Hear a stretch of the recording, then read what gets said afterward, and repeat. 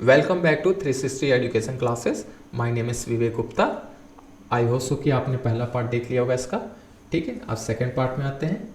आज के पार्ट में हम लोग पढ़ेंगे कार्डिनल अप्रोच के अंदर, ठीक है, सिंगल कमोडिटी कंज्यूमर इक्विलिब्रियम और टू कमोडिटीज़ के कंज्यूमर इक्विलिब्रियम। तो एक चीज़ याद रखिएगा, कार्डिनल अप्रोच जो है उसको मार्शल यूटिलिटी एनालिसिस या मार्जिनल यूटिलिटी एनालिसिस भी बोलते हैं। तो अब सिंगल कमोडिटी के पॉइंट ऑफ से कंज्यूमर इक्विलिब्रियम फाइंड आउट करेंगे और टू कमोडिटी के पॉइंट ऑफ से। तो जब आपको सिंगल कमोडिटी पढ़ना है तो देखिए यहाँ लिखा है consumer purchasing a single commodity will be at equilibrium when he is buying such quantity of that commodity which gives his maximum satisfaction. The number of units to be consumed of the given commodity by a consumer depends on two factors. ठीक है, दो factors के base पे consumer equilibrium पता करेंगे। अगर मैं आपसे यही बोलूँ कि सर आप जब मार्केटिंग करने जाते हैं, किसी प्रोडक्ट को खरीदने जाते हैं, तो आप ये सोचते हैं ना कि अगर इस प्राइस पे वो प्रोडक्ट मिल जाए, इस प्राइस पे वो प्रोडक्ट मिल जाए तो मैं संतुष्ट हो जाऊँगी। तो इसी को तो कहते हैं कंज्यूमर इक्विलिब्रियम। मिल जाए तो अच्छी बात है, नहीं मिला तो फिर कंज्यूमर इक्विलिब्रियम नहीं होगा।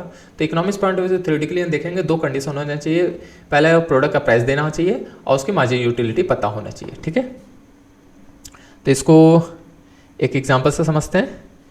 एज्यूम करते हैं कि आपके पास कितना है, सर मेरे पास 10 रुपये है, अच्छी बात है। आपको क्या खरीदना है, एप्पल का नाम रख दिया एक्स, ठीक है। और ईच कॉस्ट, एक एप्पल कितने का है, सर 2 रुपये का है। The margin utility I am use schedule is as follows. ठीक है, assume that the 1 rupees equal to 1 utility. इसका मतलब अगर आप 1 रुपया खर्च करते हो तो आप एज्यूम करोगे कि हमको एक यूटिल मिले। आपको कैसे एक यूटिल, वर्ड का मतलब क्या होता है, एक यूटिल का, ये यूटिल का मतलब होता है भाई मेरे कि जब आप 1 रुपया देते हो तो 1 रुपये के बदले में मतलब 1 रुपया की संतुष्टि आपको 1 यूटिल के बराबर है। तो हम बोलेंगे 2 रुपया आपको मिले तो कितना यूटिल मिला, सर 2 रुपया। 2 यूटिल मिला, सर मैंने आपको 5 रुपया दे दिया तो आप कितना यूटिल्स पाएंगे, 5 यूटिल्स पाएंगे। ठीक है, तो ये संतुष्टि हो गया मनी का, पैसे का, रुपये का ना। और कंज्यूमर के पास है कितना पैसा, 10 रुपया। प्रोडक्ट की कीमत कितनी है, 2 रुपया। तो इन तीनों एजम्पशंस के बेस पे आइए फाइंड आउट करते हैं। देखिए ये टेबल दिया है।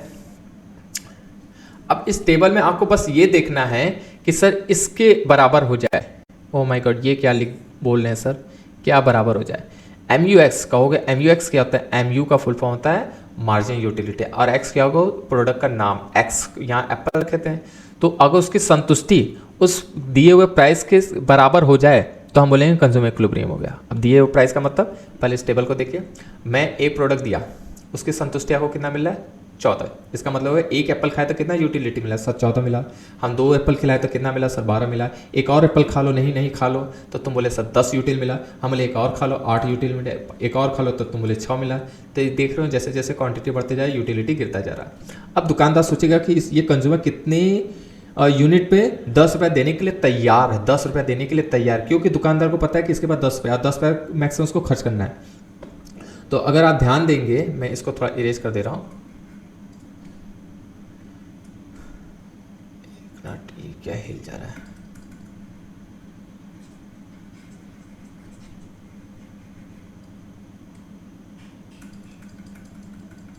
ठीक है।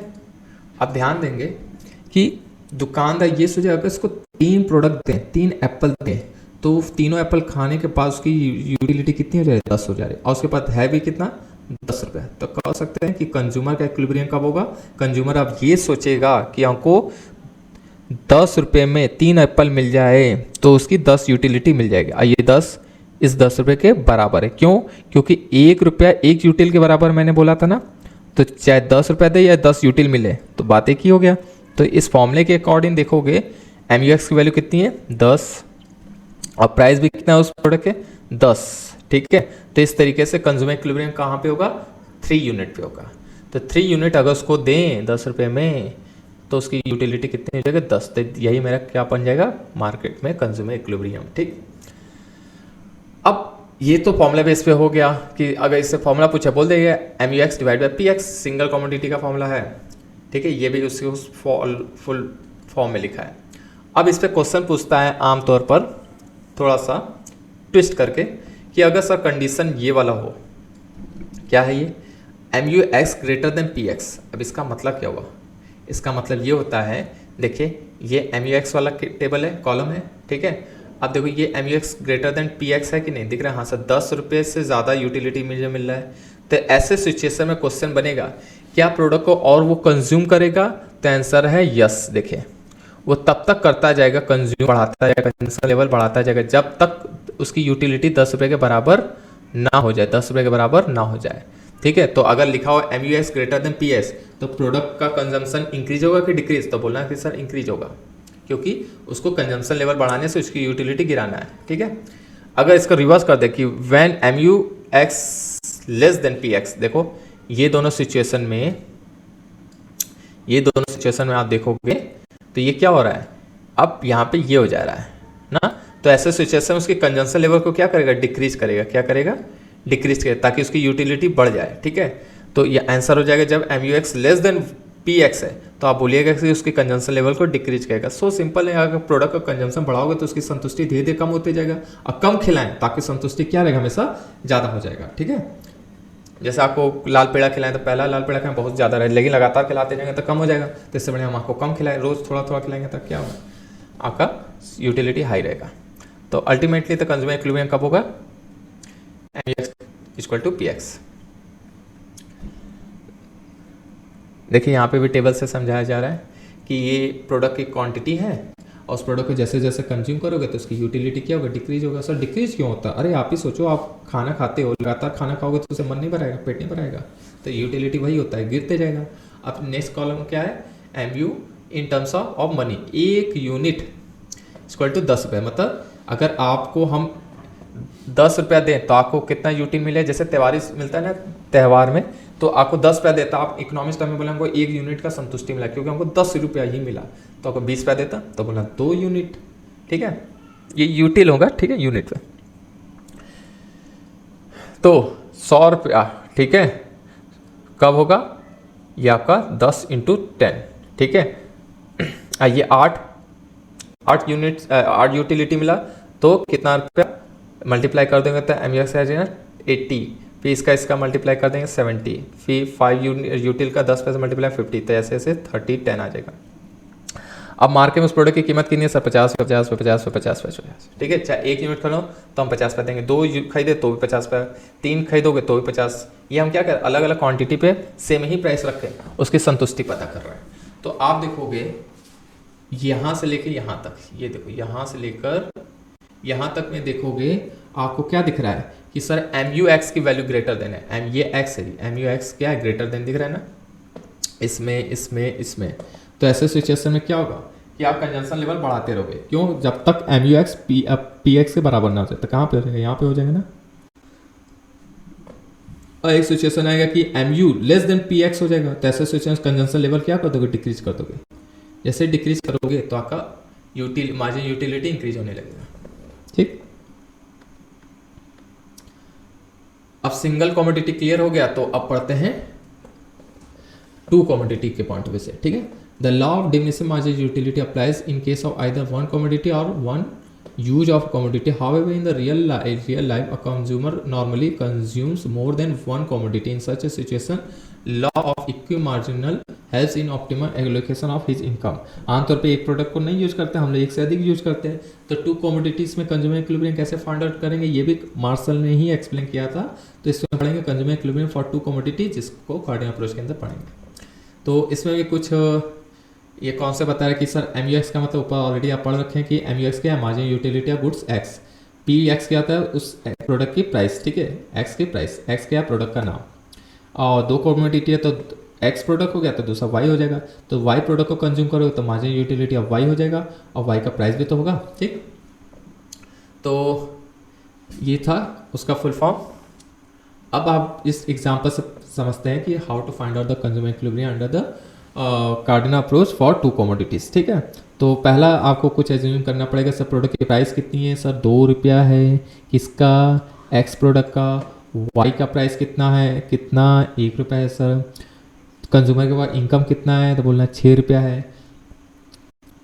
चौथा है यूटिलिटी ऑफ मनी, मतलब ये जो पर्सन है इसको अगर हम 1 रुपया दें तो इसको कितना यूटिल का संतुष्टि मिलेगा, 1 यूटिल का। ठीक है, तो उसके बाद 6 रुपया है तो 6 यूटिल चाहिए, कितना चाहिए, 6 यूटिल्स तो चाहिए, चाहे दोनों कमोडिटी के कॉम्बिनेशन से, बस कैसे भी।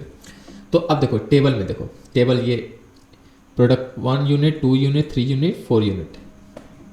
अब हम एक्स प्रोडक्ट खिला रहे हैं, एक्स को मान लेते हैं एप्पल और वाई को मान लेते हैं बनाना, ठीक है। तो पहले एप्पल को खिला रहे हैं तो आपको मिला 14 यूटिल। अब हम एक बनाना खिला रहे हैं तो 7 मिला, 2 एप्पल खिलाएं तो 12 हो गया और 2 बनाना खिलाए तो 6 हो गया, 3 एप्पल तो 10 और इधर खिलाए तो 5। तो देख रहे हो जैसे जैसे क्वांटिटी बढ़ा रहे हैं तो वैसे वैसे इसकी यूटिलिटी दोनों की गिरती जा रही है, ठीक। अब बस आपको ये फोकस करना है कि सर अगर ये फॉर्मूला में जहाँ पे वैल्यू यहाँ पे सेटिस्फाइड जाए तो वही बोल देना कंज्यूमर इक्विवेलेंट। ये फॉर्मूला क्या करता है कि MUM ध्यान दो, MUM की value MUX divide by PX equal to MUY divide by PY के बराबर जहाँ पर आ जाए वही बोल देना सर कंज्यूमर इक्विलिब्रियम है। तो MUM क्या होता है sir, MUM margin utility of money. तो कितना 1 रुपये के बदले यूटिल मिल रहा है 1, तो 6 रुपये में कितना मिलना चाहिए 6, तो यहाँ पे कितना आ जाएगा सर 6 आ जाएगा, 6 आ जाएगा। तो ये लो और करके मैं लिख दे रहा हूँ 6। अब फॉर्मूले में इक्वल है, लगा दो इक्वल। अब ध्यान दो MUX डिवाइड बाई PX की वैल्यू कितनी आनी चाहिए सर 6 ही आनी चाहिए तभी तो इक्वल होगा। तो देखो इस पूरे टेबल में कहाँ पे 6 दिख रहा है सर, एक यहाँ पे दिख रहा है, एक यहाँ पे दिख रहा है। सर हम ये वाला लें कि ये लें, अब क्वेश्चन बन गया ना, कोई बात नहीं। अभी हम फिलहाल ये लेते हैं, ठीक है। ये क्यों नहीं ले रहा अभी पता चलेगा। तो MUX कैसे पता चला, MUX को PX से डिवाइड करते हैं। तो ये MUX है ना, ये है MUX और प्रोडक्ट की प्राइस कितनी है सर 2 रुपया। तो 12 को 2 से डिवाइड करो आ जाएगा 6, ठीक है। ये वाई वाले का है तो इधर मत ध्यान दो, इधर दो 6, तो यहाँ पे भी 6 आ गया, ठीक है। अब दूसरा क्या MUY डिवाइड बाई PY। तो अगेन देखो बनाना का 6 कहाँ है सर, यहाँ पर है, ठीक है। और 1 रुपये प्रोडक्ट बनाना की कीमत कितनी 1 रुपया। तो 6 को 1 से डिवाइड करोगे 6 ये ना आएगा, तो ये देखो 6 आ गया। तो अगेन यहाँ पे इक्वल टू लिख के 6 हो जाएगा। तो हम कहेंगे सर कंज्यूमर इक्विलिब्रियम इसका यहाँ पे होगा, ठीक है। ये हमारा कंज्यूमर इक्विलिब्रियम पॉइंट हो गया, ठीक। अब कहोगे सर यहाँ पे भी तो 6 था, वो क्यों नहीं लिया। ध्यान दो अगर इस यहाँ पे 6 कंज्यूमर इक्विलिब्रियम का है तो उसके पास है कितना 6 रुपया। तो इस यूटिलिटी पाने के लिए उसको 3 क्वांटिटी एप्पल का और बनाना का खरीदना पड़ेगा। और एक एप्पल कितने का मिल रहा है सर 2 रुपये का, तो 3 एप्पल कितने का मिल रहा है सर 6 रुपया। तो दूसरा प्रोडक्ट कहाँ से लाओगे, अपने ससुराल से लाओगे।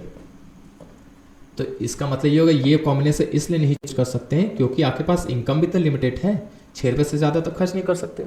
That's the reason behind this, ठीक है।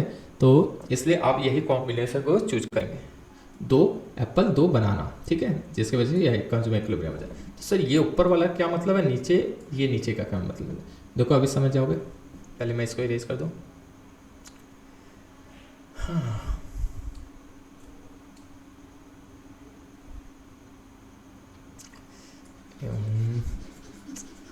ये इरेज पहले मैं देखिए ये वाले का मतलब क्या है, ये सिचुएशन वो है जहाँ पर MUX की वैल्यू PX से डिवाइड करने के बाद जो वैल्यू है वो MUY डिवाइड बाई PY से ज़्यादा है।